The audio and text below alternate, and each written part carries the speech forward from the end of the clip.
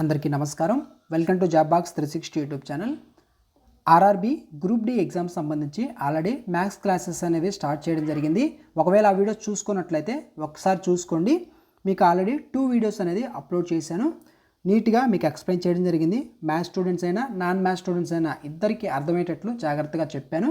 మీరు కూడా ఒక పేపర్ అండ్ పెన్ తీసుకొని ప్రాక్టీస్ చేసుకోగలిగితే ఆ క్వశ్చన్స్ని ఈజీగా మీరు స్కోర్ అనేది తెచ్చుకోవచ్చు. మీకు ప్రతిరోజు మ్యాథ్స్ క్లాసెస్ అనేది వస్తూ ఉంటాయి. అదేవిధంగా మనకి జనరల్ సైన్స్ కూడా ఇక్కడ ఇంపార్టెంట్ అనమాట. జనరల్ సైన్స్ మనకి 25 మార్క్స్కి ఉంటుంది. ఈ జనరల్ సైన్స్లో మనకి ఫిజిక్స్, కెమిస్ట్రీ, బయాలజీ ఈ మూడింటి మీద మనకి గత సంవత్సరంలో ఎక్కువగా ఏ టాపిక్స్ మీద అడిగారు, ప్రతి షిఫ్ట్లో రిపీట్ అయినటువంటి టాపిక్స్ ఏంటి, వాటి మీద మీకు ఇంపార్టెంట్ టాపిక్స్ అన్నీ లిస్ట్ చేసి మీకు వరుసగా ఒక్కొక్క టాపిక్ మీద ఇంపార్టెంట్ క్వశ్చన్స్ అన్నీ అందించడం అయితే జరుగుతుంది. ఈ వీడియోలో మనకి 1 or 2 క్వశ్చన్స్ ప్రతి షిఫ్ట్లో రిపీట్ అయినటువంటి టాపిక్ గురించి అయితే మాట్లాడదాం. వీడియోని లైక్ చేయనట్లయితే ఒక లైక్ చేయండి. అండ్ మన ఛానల్ ఇంకా సబ్స్క్రైబ్ చేసుకున్నట్లయితే వెంటనే సబ్స్క్రైబ్ చేసుకోండి. ఓకేనా? పక్కనే ఉన్న బెల్ ఐకాన్ని కూడా ఆన్లో ఉంచుకోండి. వీడియో అప్లోడ్ చేయగానే మీకు నోటిఫికేషన్ వస్తుంది. అందుకే బెల్ ఐకాన్ని కూడా ఆన్లో ఉంచుకోండి. ఓకేనా? ఇక లేట్ చేయకుండా క్లాస్లోకి అయితే వెళ్దాం. ఫస్ట్ ఆఫ్ ఆల్ చూడండి, ఫిజిక్స్లో కూడా మనకి ప్రతి షిఫ్ట్లో కూడా రిపీట్ అవుతున్నటువంటి 1 or 2 క్వశ్చన్స్ రిపీట్ అవుతున్నటువంటి ఏదైతే టాపిక్, ఆ టాపిక్ ఏంటంటే లైట్. ఓకేనా? కాంతి ఈ లైట్కి సంబంధించినటువంటి టాపిక్లో ప్రతి షిఫ్ట్లలో డిఫరెంట్ టైప్ ఆఫ్ క్వశ్చన్స్ అనేది అడగడం జరిగిందనమాట. అడుగుతూ రావడం జరిగింది. అయితే ఈ టాపిక్లో ఎలాంటి క్వశ్చన్స్ అడిగారు, నెక్స్ట్ షిఫ్ట్లలో ఎలాంటి క్వశ్చన్స్ వచ్చే అవకాశం ఉంది, వాటి గురించి వీటిలో కొన్ని ఫార్మా బేస్డ్ క్వశ్చన్స్ కూడా ఉంటాయి. ఆ ఫార్మా బేస్డ్ చెప్పినప్పుడు మీరు ఒక పేపర్ తీసుకొని రాసుకోవడం మంచిది. ఆ ప్రాసెస్ అంటే అదే మోడల్లో మీకు నెక్స్ట్ ఎగ్జామ్ రాసేటప్పుడు వస్తే ఇక్కడ మీరు ప్రాక్టీస్ చేసినటువంటి ఏదైతే ప్రాబ్లం ఉందో దానికి రాసుకున్నటువంటి ఫార్ములా మీకు అక్కడ ఎగ్జామ్లో ఉపయోగపడుతుంది. ఓకేనా? ఇక లేట్ చేయకుండా ఒక్కొక్క క్వశ్చన్ని నీట్గా చెప్తూ వెళ్తాను. ఫస్ట్ క్వశ్చన్, ఒక వాహనం యొక్క రేర్ వ్యూ అద్దం వక్రత వ్యాసార్థం ఇచ్చారు 4 మీటర్స్ అంట. రేడియస్ అనేది ఇచ్చారు 4 మీటర్స్. ఒక బస్సు ఆ అద్దానికి 4 మీటర్ల దూరంలో ఉంది. డిస్టెన్స్ ఇచ్చారు 4 మీటర్స్. ప్రతిబింబం ఎక్కడ ఏర్పడుతుంది ఉంటే ప్రతిబింబం ఎక్కడ ఏర్పడుతుంది? Find the position of the image యొక్క పొజిషన్ అనేది మనం కనుక్కోవాలి. దీన్ని కనుక్కోవాలంటే మీకు మిర్రర్ ఫార్ములా అనేది తెలియాలి. మిర్రర్ ఫార్ములా ఏంటి? 1/f = 1/v + 1/u. వీటిలో ఎఫ్ అంటే ఏంటి? Focal length. ఓకేనా? నాభ్యంతరం అంటాం తెలుగులో. ఓకేనా? యు అంటే ఏంటి? వస్తు దూరం. ఓకేనా? వస్తువు యొక్క దూరం అనమాట. ఆబ్జెక్ట్ డిస్టెన్స్ అంటాం. ఓకేనా? అదేంటంటే యు. ఇది ఎప్పుడు కూడా నెగిటివ్లో ఉంటుంది, గుర్తుపెట్టుకోండి. ఎప్పుడు కూడా రుణాత్మకంగా ఉండడం జరుగుతుంది వస్తు దూరం. కాబట్టి దానికి ఇచ్చినటువంటి వాల్యూ అనేది మైనస్లో ఉంటుంది. ఓకేనా? ఇప్పుడు మనకి ఒక్కొక్కటి తీసుకుందాం. ఎఫ్ అంటే మనకి ఎఫ్ కనుక్కోవాలంటే దానికి అగైన్ ఇంకొక ఫార్ములా ఉంది. అదేంటంటే వేరే ఎఫ్ = r/2. ఎప్పుడైనా గుర్తుపెట్టుకోండి, రేర్ వ్యూ అద్దం అంటే అది ఒక కుంభాకార అద్దం అండి. అంటే కాన్వెక్స్ మిర్రర్ అనమాట. ఓకేనా? కుంభాకార అద్దం అంటే కాన్వెక్స్ మిర్రర్ అనమాట. ఈ కుంభాకార అద్దాన్ని నాభ్యంతరం ఏంటంటే ఎఫ్, ఫోకల్ లెంత్ అన్నాను కదా, ఎఫ్. ఆ ఎఫ్ = r/2. Formula important. ఇప్పుడు ఆర్ అంటే ఏంటి? రేడియస్ మనకి ఇచ్చారు 4, కాబట్టి 4/2 = ఎంత? 2. ఎఫ్ విలువ ఎంత? 2. ఎఫ్ విలువ వచ్చింది. యూ విలువ కూడా ఇచ్చారు. 4 మీటర్స్ దూరంలో ఉంటే అంటే యూ = 4. ఓకేనా? 4 కూడా నెగిటివ్, ఎందుకంటే చెప్పాను కదా వస్తు దూరం ఎప్పుడు కూడా నెగిటివ్లో ఉంటుంది. ఓకేనా? ఎల్లప్పుడూ రుణాత్మకంగా ఉండడం జరుగుతుంది. దీన్ని బట్టి మనకి వి అనేది కనుక్కోవచ్చు కదా. ఎఫ్ తెలుసు, యూ తెలుసు, వి కనుక్కోవచ్చు కదా. సో చూడండి, 1/f అంటే ఎంత? 2 = 1/v. ఇక్కడ యూ అంటే ఏంటి? -4. మైనస్ ఇంటూ ప్లస్ మైనస్ అవుతుంది, అంటే 1/4. ఓకేనా? ఈ -1/4ని అవతల తీసుకెళ్తే 1/v = 1/2 + 1/4 అవుతుంది కదా. సో అది చేద్దాం. ఇక్కడ చూడండి, 1/v = 1/2 + 1/4. దీన్ని 2కి 4కి ఎల్సిఎం కట్టండి. ఎంత? 4 కదా. సో ఓవరాల్గా 4 వచ్చింది. ఇక్కడ ఎంత? 2 ఉందంటే 2 2s 4, అంటే పైన 2 వస్తుంది. ఇక్కడ 1 × 4 4 కాబట్టి 1, అంటే 3/4 వచ్చింది. అదేంటి? 1/v విలువ 3/4. అయితే v విలువ ఏమవుతుంది? 3/4 కాస్త రివర్స్ అవుతుంది, అంటే 4/3గా అవుతుంది, అంటే 4/3. దీన్ని క్యాలిక్యులేట్ చేయండి. 3 1 3 ఒకట్లు. ఇక్కడ ఎంత ఉంటుంది? ఇంకా 1 ఉంటుంది. 1 3 ఎక్కంలో పోదు కాబట్టి పక్కన ఒక 0 తెచ్చుకుంటే 3 3 9 పోతుంది కాబట్టి ఇక్కడ పాయింట్ పెట్టుకొని 3 పెట్టుకుంటాం. ఇప్పుడు ఇంకొకటి మిగిలింది. ఆ ఒకటికి మరలా 0 యాడ్ చేస్తే 3 3 9 అలాగా 1.3 అట్లా వెళ్తుంది. 1.333 అట్లా వెళ్తుంది అనమాట. ఫైనల్గా 1.33. ఇదేంటి పాజిటివా నెగిటివా? ఈ విలువ ఎంత? పాజిటివ్ కాబట్టి పాజిటివ్ 1.33 ప్లస్ 1.33. ఓకేనా? ఇప్పుడు గుర్తుపెట్టుకోండి, ఇక్కడ మనకు ప్లస్ వచ్చింది. ఎప్పుడైనా కానీ పాజిటివ్ అంటే ప్రతిబింబం అద్దం అనేది వెనక ఏర్పడడం జరుగుతుంది, బిహైండ్ ది మిర్రర్ అనమాట. ఓకేనా? మనకి ఆన్సర్ ఏంటి? 1.33 metre. Option B is the correct answer. జాగ్రత్తగా మీరు చెప్పినప్పుడు F=R/2 ఒకటి, తర్వాత 1/F = 1/V + 1/U ఆ ఫార్ములాస్ రాసుకోండి, ప్రాక్టీస్ చేయండి. ఓకేనా? కింది వాటిలో ఏ సందర్భంలో పుటాకార అద్దం నిటారైన పెద్దదైన మిథ్యా ప్రతిబింబాన్ని ఇస్తుంది?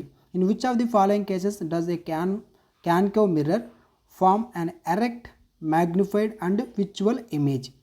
ఓకేనా? దీన్ని ఎలా కనుక్కోవాలి? దీని గురించి చెప్తాను, జాగ్రత్తగా వినండి. మనకి ఇక్కడ ఇచ్చినటువంటి ఆప్షన్స్లో ఆప్షన్ సి చూడండి. వస్తువును P మరియు F మధ్య ఉంచినప్పుడు, object between P and F మధ్య ఉంచినప్పుడు మనకి పుటాకార అద్దం నిటారైన పెద్దదైన మిథ్యా ప్రతిబింబాన్ని ఇవ్వడం జరుగుతుంది. P మరియు Fలు. దీని గురించి చెప్తాను చూడండి. పుటాకార అద్దం అంటే ఏంటి? Concave mirror. ఈ కాన్కేవ్ మిర్రర్ ముందు వస్తువుని ధ్రువం అంటాం. P అంటే ఏంటి? ధ్రువం. అండ్ నాభి F అనమాట. ఓకేనా? ఇక్కడ F అంటే నాభి, P అంటే ధ్రువం. ఈ ధ్రువం మరియు నాభి మధ్య ఉంచినప్పుడు మాత్రమే అద్దం వెనుక నిటారైనటువంటి పెద్దదైన మిథ్యా ప్రతిబింబం ఏర్పడడం జరుగుతుంది. మిగిలిన అన్ని స్థానాల్లోనూ నిజ ప్రతిబింబమే ఏర్పడడం జరుగుతుంది. ఓకేనా? ఇది మనకి షేవ్ చేసుకుంటారు కదా, షేవ్ చేసుకునే అద్దాలు ఏవైతే ఉన్నాయో వాటిలో వాడే ఫార్ములా. Very very important. ఎగ్జామ్స్లో అడుగుతారు, జాగ్రత్తగా వినాలి. ఓకేనా? Next question. ఇది కూడా ఒక ప్రాబ్లం. ఇది ఎలా చేయాలో చెప్తాను చూడండి. ఒక కాంతి కిరణం గాలి నుండి వక్రీభవన గుణకం 1.5 గల గాజు పలకలోకి ప్రవేశించింది. గాజులో కాంతి వేగం ఎంత? గాజులో కాంతి వేగం కనుక్కోవాలి. మనకి శూన్యంలో కాంతి వేగం తెలుసు, 3 × 10⁸ ఇక్కడ ఇచ్చేశారు. ఓకేనా? 3 × 10⁸. అయితే మనకి గాజులో కాంతి వేగం ఎంత? ఇది కనుక్కోవాలంటే ఇక్కడ మీకు తెలియాల్సింది ఏంటి అంటే వక్రీభవన గుణకం ఫార్ములా ఒకటి ఉంది. ఓకేనా? వక్రీభవన గుణకం ఫార్ములా ఏంటి? N = C/V. ఓకేనా? N = C/V. ఇక్కడ మనకి ఇక్కడ కనుక్కోమంది ఏంటి? గాజులో కాంతి వేగం అంటే యానకంలో వేగం కనుక్కోవాలి. వేగం కనుక్కోవాలంటే Vని యువతలో తీసుకొచ్చి C/Nగా రాసుకోవాలి. ఓకేనా? ఇప్పుడు మనకి C తెలుసు, అదేవిధంగా N కూడా తెలుసు. C అంటే ఏంటి? మనకి ఇక్కడ ఇచ్చారు 3 × 10⁸ అని. ఓకేనా? శూన్యంలో కాంతి వేగం రాసుకుంటున్నాం. 3 × 10⁸ బై N అంటే ఏంటి? మనకి 1.5 వక్రీభవన గుణకం ఇచ్చారు 1.5, అది N అనమాట. 1.5 రాసేసాను. ఇప్పుడు మనం క్యాలిక్యులేట్ చేద్దాం. ఓకేనా? ఇప్పుడు క్యాలిక్యులేట్ చేయండి. = 3 × 10⁸. ఇక్కడ 15 ఉంది కదా, 3 నేనేం చేస్తున్నానంటే 10⁸ రాసుకొని 1.5 కాస్త 15/10 రాశాను. ఇప్పుడు 3 ఒకట్లు 3 5. ఓకేనా? 3 ఒకట్లు 3 5. నెక్స్ట్ చూడండి, 5 ఒకట్లు 5 2. ఓకేనా? అప్పుడు బైలో 2 ఉంది కాబట్టి అదేమవుతుంది? పైకి వెళ్ళేసరికి 10⁸ × 2 అవుతుంది. ఓకేనా? 10⁸ × 2. మనకి option B is the correct answer. 2 × 10⁸. ఓకేనా? ఆన్సర్ డైరెక్ట్గా ఆన్సర్ పెట్టేయచ్చు. మీకు తెలియాల్సింది ఇది. N = C/V, వేర్ V మనకి కనుక్కోవాల్సింది గాజులోని కాంతి వేగం కాబట్టి V = C/N. C విలువ తెలుసు, N విలువ తెలుసు. ఓకేనా? దాన్ని బట్టి మనం ఈ ప్రాబ్లం చేయడం జరిగింది. Next question. ఇది కూడా చాలా చాలా ఇంపార్టెంట్ అండి. చాలామంది కన్ఫ్యూజ్ అవుతూ ఉంటారు ఇలాంటి క్వశ్చన్స్కి. ఒక వ్యక్తి దూరంగా ఉన్న వస్తువులను స్పష్టంగా చూడలేకపోతున్నాడు, కానీ దగ్గరి వస్తువులు ఏవైతే ఉన్నాయో ఆ వస్తువులను బాగానే చూస్తున్నాడు. అతను బాధపడుతున్న దృష్టి దోషం మరియు దాని నివారణకు కావలసిన లెన్స్ ఏంటి? ఓకేనా? What is the vision defect and the lens required to correct it? A lens వాడాలి? ఆ దృష్టి దోషానికి సంబంధించినటువంటి ఏ లెన్స్ వాడాలి నివారణకి? ఓకేనా, నీట్గా చూద్దాం. ఫస్ట్ ఆఫ్ ఆల్ ఒక వ్యక్తి దూరంగా ఉన్నటువంటి వస్తువులను స్పష్టంగా చూడలేకపోతున్నాడు అంటే ఏంటి? దూరంగా చూడలేకపోతున్నాడు కానీ దగ్గరకు ఉన్న వస్తువులను చూడగలుగుతున్నాడు అంటే ఏంటంటే అశ్వదృష్టి. ఓకేనా, అశ్వదృష్టి, దూరంగా ఉన్న వస్తువులను చూడలేకపోతున్నాడు. మీరు గుర్తుంచుకోవడానికి సింపుల్గా ఒక పాయింట్ చెప్తాను చూడండి. అశ్వదృష్టి ఇక్కడ ఏంటి? ఆప్షన్ బిలో అశ్వదృష్టి ఉంది, ఆప్షన్ సిలో కూడా అశ్వదృష్టి అనేది ఉంది. ఓకేనా, ఫస్ట్ ఆఫ్ ఆల్ అశ్వదృష్టిని ఎలా గుర్తుపెట్టుకోవాలని చెబుతుంది చూడండి. అశ్వ అనేదాన్ని విశ్వ అని గుర్తుపెట్టుకోండి. గుర్తుపెట్టుకోవడానికి చెప్తున్నాను. అశ్వ అనేది విశ్వ అని గుర్తుపెట్టుకోండి. విశ్వ అంటే విశ్వం. విశ్వం చాలా దూరం ఉంటుంది కాబట్టి కనిపించదు. అలా గుర్తుపెట్టుకుంటే ఈజీగా గుర్తుపెట్టుకోవచ్చు. అశ్వ అనగానే విశ్వ గుర్తుపెట్టుకోండి. విశ్వం, విశ్వ అంటే విశ్వం. విశ్వం దూరంగా ఉంటుంది కాబట్టి కనిపించదు, దగ్గరగా ఉన్నవి కనిపిస్తాయి. ఓకేనా, ఇప్పుడు అశ్వదృష్టి అంటే దూరంగా ఉన్నవి కనిపించవు. ఏ లెన్స్ వాడాలి దానికి? నివారణకి ఏ లెన్స్ వాడాలి అంటే మనకి పుటాకార లెన్స్. ఏంటి? పుటాకార లెన్స్ అంటే ఏంటి? కాన్కేవ్ లెన్స్ అనమాట. మయోపియా, అశ్వదృష్టి ఉంటే కాన్కేవ్ లెన్స్ అనేది వాడాలి. Option C is the correct answer. ఓకేనా, దగ్గరవి కనిపించి దూరపు కనిపించకపోతే అశ్వదృష్టి అంటాం. ఇందులో కాంతి కిరణాలు రెటినా కంటే ముందే కేంద్రీకృతం అవ్వడం జరుగుతుందండి. దీనిని సరిచేయడానికి మనం ఏం చేస్తాం? పుటాకార లెన్స్ అనే దాన్ని వాడడం జరుగుతుంది. కాన్కేవ్ లెన్స్ అనేది వాడతాం. ఓకేనా, అదే మీకు అశ్వదృష్టి కుంభాకార లెన్స్ వాడారనుకోండి, ఓకేనా, అది ఇంకా ఎక్కువ అవుతుంది. ఎప్పుడైతే మనం అశ్వదృష్టికి సంబంధించి కుంభాకార లెన్స్, కాన్వెక్స్ లెన్స్ అనేది వాడతామో, వాడితే ఏదైతే మనకు ప్రాబ్లం ఉంటుందో అది మరింత ఎక్కువ అయిపోయే అవకాశం అయితే ఉంటుంది. కాబట్టి ఈ సెకండ్ది రాంగ్ ఆన్సర్ అవుతుంది. ఆప్షన్ సి, పుటాకార లెన్సు అశ్వదృష్టికి వాడతారు. ఓకేనా, నెక్స్ట్ ఇది కూడా ఒక ప్రాబ్లం. దీంట్లో చెప్తున్న ఏవైతే ఫార్ములాస్ ఉంటాయో వాటిని కూడా జాగ్రత్తగా రాసుకోండి. రెండు లెన్సులు సామర్థ్యాలు వరుసగా 3.5 ప్లస్ 3.5D మరియు -1.5D వాటిని కలిపి ఉంచినప్పుడు ఏర్పడే సంయుక్త లెన్స్ యొక్క నాభ్యంతరం ఫోకల్ లెంత్ అనేది ఎంత? ఫోకల్ లెంత్ అనేది కనుక్కోవాలి. ఓకేనా, ఇప్పుడు దీన్ని కూడా చేద్దాం.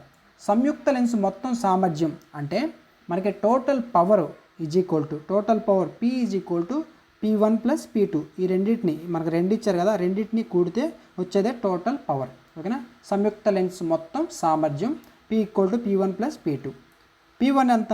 3.5 ప్లస్ 3.5 కాబట్టి 3.5 రాశాను. నెక్స్ట్ ఆ డీని అట్లా ఉంచండి. నెక్స్ట్ -1.5 ప్లస్ ఇంటూ మైనస్ ఏమవుతుంది? మైనస్ అవుతుంది కాబట్టి -1.5. ఓకేనా, ఈజ్ ఈక్వల్ టు 0.5 తీసేస్తే 3 - 1 3 - 1 2 అవుతుంది. 2D ఫైనల్గా ప్లస్ 2D అనమాట. ఓకేనా, P equal to total power equal to ఎంత? 2 వచ్చింది. అయితే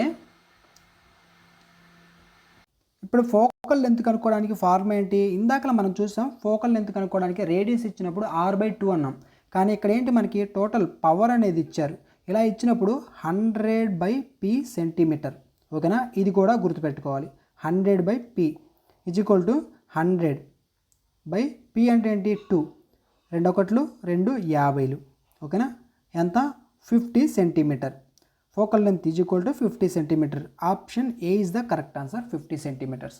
ఓకేనా, టోటల్ పవరు తర్వాత ఫోకల్ లెంత్ కనుక్కోవడానికి మనకి 100/P ఇవి ఇంపార్టెంట్. నెక్స్ట్ క్వశ్చన్, కాంతి ఒక యానకం నుండి మరొక యానకంలోకి ప్రవేశించినప్పుడు కింది వాటిలో ఏది మారకుండా స్థిరంగా ఉంటుంది? When light travels from one media to another which of the following properties remaining constant or unchanged? ఏంటంటే ఇక్కడ చెప్తాను చూడండి. మనకి కాంతి అనేది, లైట్ అనేది వక్రీభవనం చెందినప్పుడు దాని వేగం అండ్ తరంగదైర్ఘ్యం ఈ రెండు మారుతాయి. వేగం అదేవిధంగా తరంగదైర్ఘ్యం ఈ రెండు మారుతాయి కాబట్టి ఈ రెండు రాంగ్ ఆన్సర్. ఇక్కడ ఏది స్థిరంగా ఉంటుంది, మారకుండా ఉంటుంది, అన్చేంజ్డ్గా ఉంటుంది అని అడిగారు. ఓకేనా, కాబట్టి ఇవి రెండు మారుతాయి కాబట్టి ఈ రెండు రాంగ్ ఆన్సర్.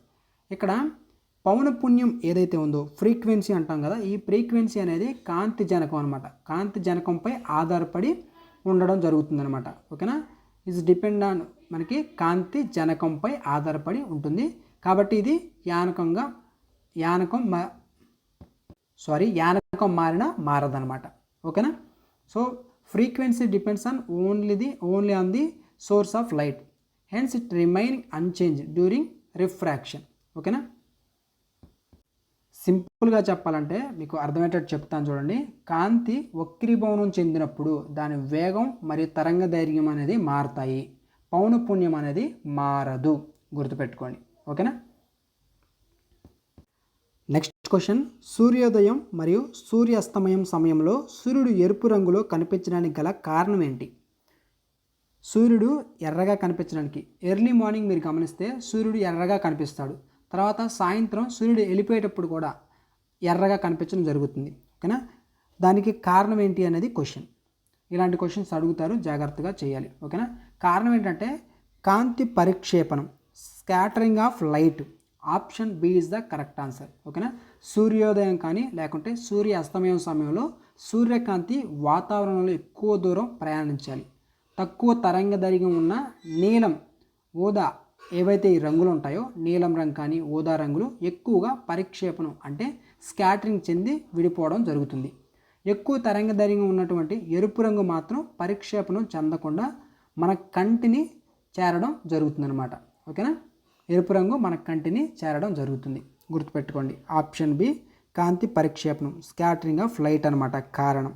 సూర్యాస్తమయం సూర్యోదయం సమయంలో సూర్యుడు ఎరుపుగా ఉండడానికి కారణం స్కాటరింగ్ ఆఫ్ లైట్. అదేవిధంగా డిస్పర్షన్ ఆఫ్ లైట్, కాంతి విక్షేపణం అంటే ఏంటి?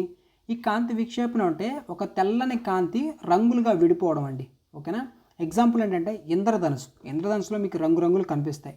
ఒక తెల్లని కాంతి విడిపోయి రంగురంగులుగా కనిపిస్తుంది అనమాట. ఓకేనా.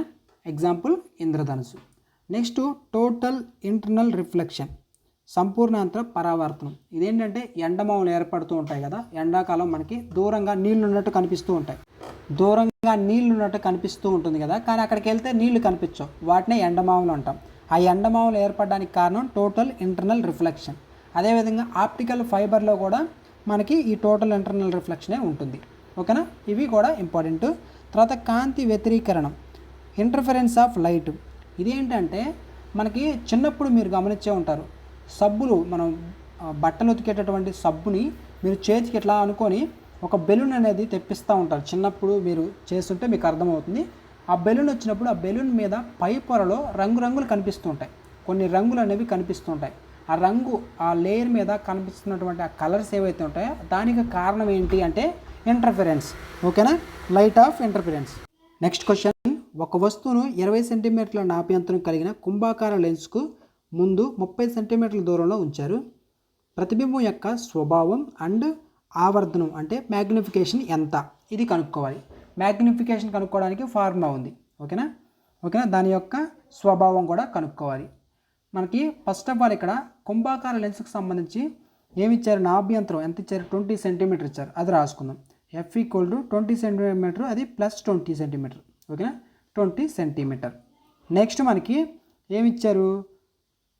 కుంభాకార లెన్స్కు ముందు 30 సెంటీమీటర్ల దూరంలో ఉంచారు. డిస్టెన్స్ ఎంత? 30 సెంటీమీటర్లు. అదేంటి మనకి యూ ఈక్వల్ టు 30 సెంటీమీటర్లు. ఇదేంటి? ఎప్పుడు కూడా వస్తు దూరం అనేది నెగిటివ్లో ఉంటుంది కాబట్టి -30, గుర్తుపెట్టుకోండి.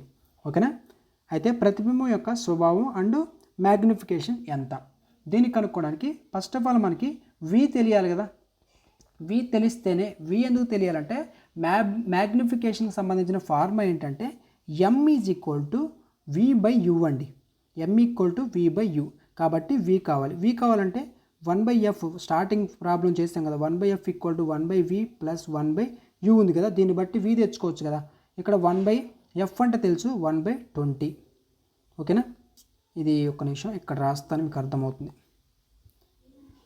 ఇప్పుడు చూడండి, దీన్ని బట్టి మనకేంటి 1/v ప్లస్ ఇంటూ మైనస్ 1/30. యువతల ఎఫ్ ప్లేస్లో ఏమొస్తుంది? 20 వస్తుంది. అంటే ఈ -1/30ని యువతలు తీసుకెళ్తే 1/20 ప్లస్ 1/30 అవుతుంది. 1/20 plus 1/30 is equal to 1/v అవుతుంది. ఓకేనా. ఇప్పుడు 1/20 ప్లస్ 1/30, ఇక్కడ సంథింగ్ ఎక్కడో మిస్టేక్ పడింది. ఈ ప్రాబ్లం నెక్స్ట్ వీడియోస్లో చెప్పేటప్పుడు చెప్తాను, మనకు టైం వేస్ట్ అవుతుంది. ఓకేనా. నెక్స్ట్ క్వశ్చన్ చూడండి. ఈ క్వశ్చన్ చాలా ఈజీ అండి, ఏం లేదు. నీటి యొక్క వక్రీభవన గుణకం 4/3 మరియు గాజు యొక్క వక్రీభవన గుణకం 3/2 రెండు ఇచ్చేశారు. అయితే గాజు పరంగా నీటి యొక్క సాపేక్ష వక్రీభవన గుణకం ఎంత? ఓకేనా. What is the relative refractive index of water with respect to glass? ఓకేనా. దీన్ని కనుక్కోవడం ఏంటంటే మనకి ఎన్జీ అనమాట. NW/NG. NW అంటే ఏంటి? W అంటే వాటర్, G అంటే గ్లాస్. ఓకేనా. NW విలువ ఇచ్చేశారు. ఏంటి? వాటర్కి సంబంధించి నీటి యొక్క వక్రీభవన గుణకం 4/3 రాసేసుకున్నాం. ఓకేనా. బై తర్వాత NG అంటే ఏంటి? గ్లాసుకు సంబంధించినటువంటి వక్రీభవన గుణకం 3/2 కాబట్టి 3/2 రాసేసుకున్నాం. 3/2 కాస్త పైకి వెళ్తే ఏమవుతుంది? ఇక్కడ రాస్తాను చూడండి. 4/3 ఇంటూ 3/2 కాస్త పైకి వెళ్తే 2/3 అవుతుంది. ఇప్పుడు 4 2 ఎంత? 8, 3 3 ఎంత? 9, 8/9. So 8/9 option B is the correct answer. సింపుల్గా చేయొచ్చు, ఇది గుర్తుండాలి. NW/NG. ఓకేనా. నెక్స్ట్ క్వశ్చన్, కింది వాటిలో సంపూర్ణాంతర పరావర్తనం జరగడానికి అవసరమైన నిబంధన ఏది? What is the following is necessary condition for total internal reflection to occur? ఏది అవసరం అంటే ఇక్కడ మీరు గమనిస్తే కాంతి సాంద్రత యానకం నుండి విరళ యానకంలోకి వెళ్ళాలి. Light must travel from denser to rarer medium. ఓకేనా. డెన్సర్ టు రేరర్ మీడియంలోకి అనమాట. కాంతి సాంద్రత యానకం నుండి విరళ యానకంలోకి వెళ్ళాలి. ఆప్షన్ బి అనేది కరెక్ట్ ఆన్సర్. దీని గురించి చెప్తాను చూడండి. సంపూర్ణాంతర పరావర్తనం అంటే టోటల్ ఇంటర్నల్ రిఫ్లెక్షన్. ఈ సంపూర్ణాంతర పరావర్తనం జరగాలంటే 2 నిబంధనలు అనేవి ఉంటాయి. వాటిలో ఒకటేంటంటే ఖచ్చితంగా సాంద్రత యానకం నుండి విరళ యానకంలోకి ప్రయాణించాలి. అంటే డెన్సర్ టు రేరర్. ఓకేనా. డెన్సర్ టు రేరర్లోకి ప్రయాణించాలి. రెండోది వచ్చేసరికి ఏంటి అంటే పతన కోణం ఐ అంటాం దాన్ని. ఓకేనా. పతన కోణం ఐ అంటాం. పతన కోణం అంటే ఏంటి? Incidence must be greater than critical angle అనమాట. ఓకేనా. ఇన్సిడెన్స్ అంటాం ఇంగ్లీష్లో. పతన కోణం ఆ యానకం క్రిటికల్ కోణం సి కంటే ఎక్కువగా ఉండాలి. అంటే ఐ గ్రేటర్ దాన్ సి అనమాట. ఐ అంటే ఇన్సిడెంట్ యాంగిల్ అండి. సి అంటే క్రిటికల్ యాంగిల్. క్రిటికల్ యాంగిల్ కంటే ఇన్సిడెంట్ యాంగిల్ అనేది ఎక్కువ ఉండాలి. ఇట్లా గ్రేటర్ దాన్ అనమాట. ఇది కండిషన్. ఈ రెండు నిబంధనలు అనేవి సంపూర్ణాంతర పరావర్తనం జరగాలంటే ఉండాలి. ఓకేనా. ఈ సంపూర్ణాంతర పరావర్తనం జరగాలంటే 2 నిబంధనలు అవేంటంటే చెప్పాను, ఆ 2 నిబంధనలు. ఓకేనా. గాజు ప్రిజం గుండా తెల్లని కాంతి ప్రసరించినప్పుడు అది 7 రంగులుగా విడిపోతుంది. ఈ రంగుల్లో ఏ రంగు అత్యధికంగా వంగుతుంది, గరిష్ట విచలనం చెందుతుంది? When white light passes through a glass prism it splits into 7 colours. Which of the following colours bends the most అంటే మ్యాక్సిమం డేవియేషన్?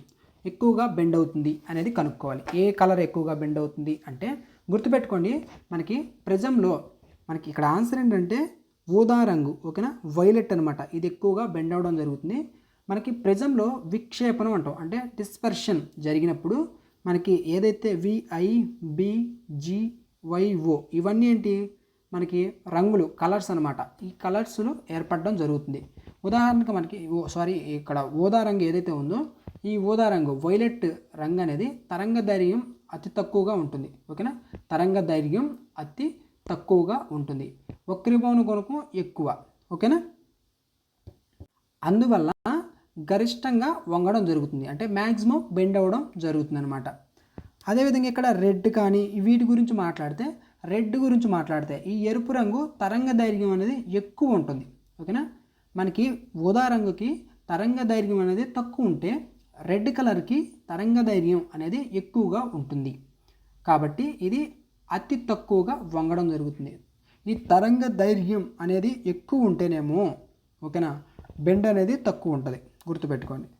తర్వాత ఇక్కడ ఉన్నటువంటి ఎల్లో కానీ బ్లూ కానీ ఈ రెండింటి గురించి మాట్లాడితే ఇవి ఎరుపు రంగు అదేవిధంగా ఊదా రంగు రెడ్ అండ్ వైలెట్ రంగుల మధ్యలో విచలనం చెందడం జరుగుతుంది. మానవుని కంటిలో వస్తువు యొక్క ప్రతిబింబం ఎక్కడ ఏర్పడుతుంది మరియు దాని స్వభావం ఏంటి? Where is the image of an object formed in the human I and what is it's nature? ఎక్కడ ఏర్పడుతుంది, దాని యొక్క స్వభావం ఏంటి అంటే మనకి రెటీనా అండ్ దాని స్వభావం నిజ మరియు తలక్రిందులైనది. ఓకేనా. Retina real and inverted. Option B is the correct answer.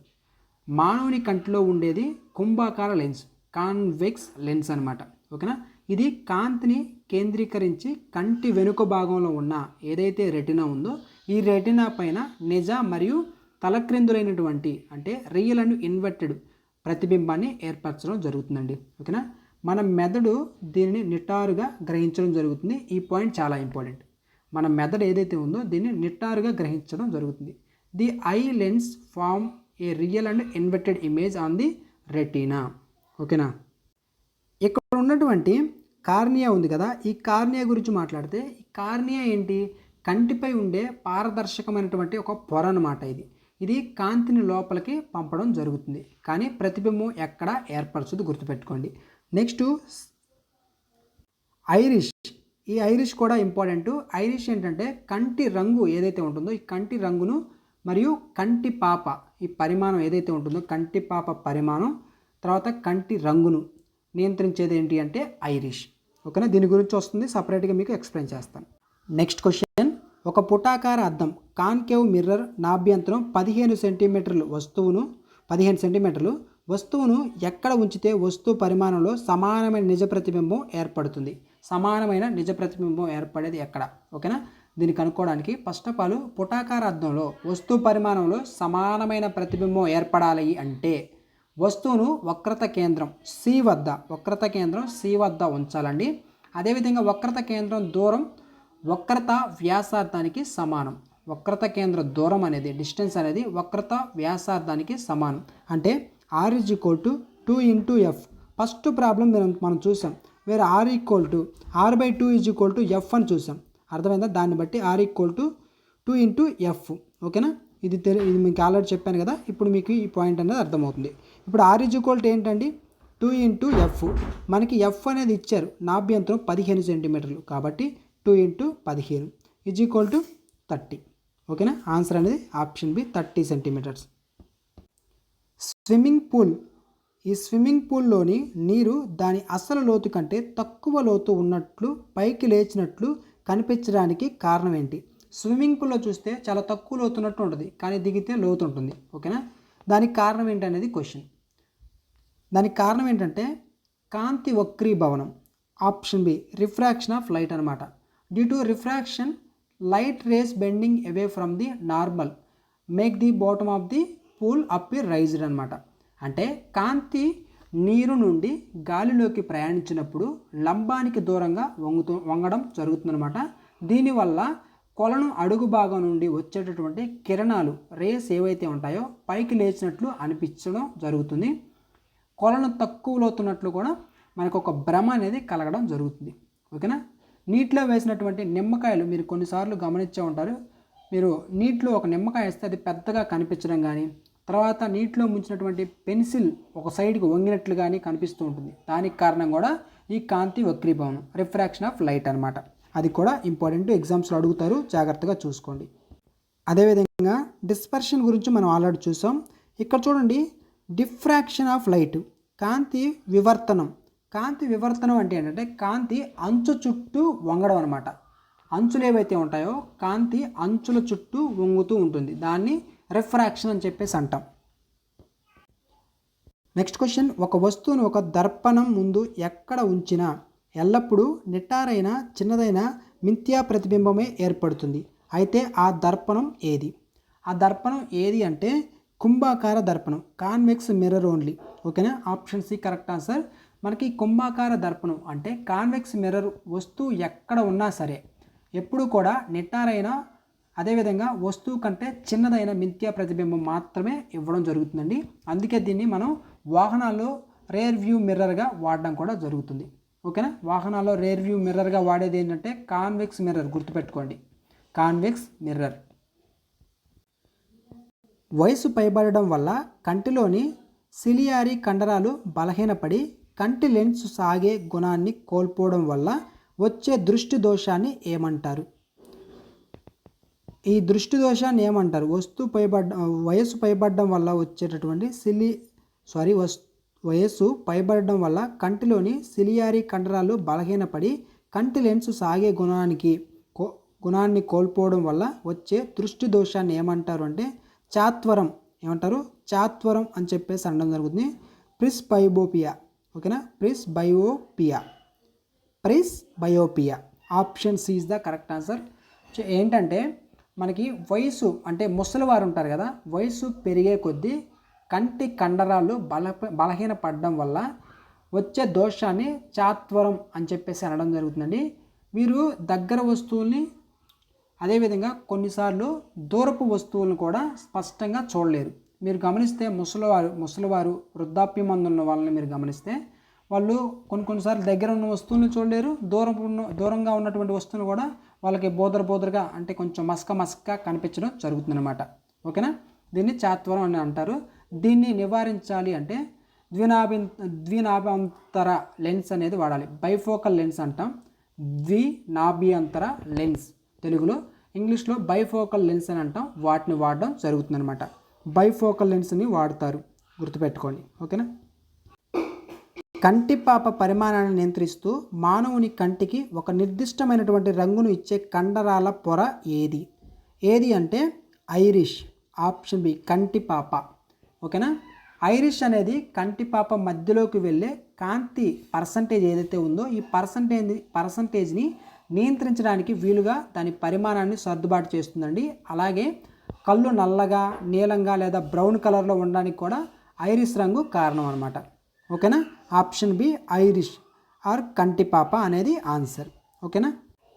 ఈ వీడియోలో చెప్పిన ప్రతి క్వశ్చన్ జాగ్రత్తగా మీరు చదువుకోగలిగితే మనకి లైట్కి సంబంధించి ఇలాంటి ఇవే క్వశ్చన్స్ ఎగ్జామ్స్లో అడిగారు.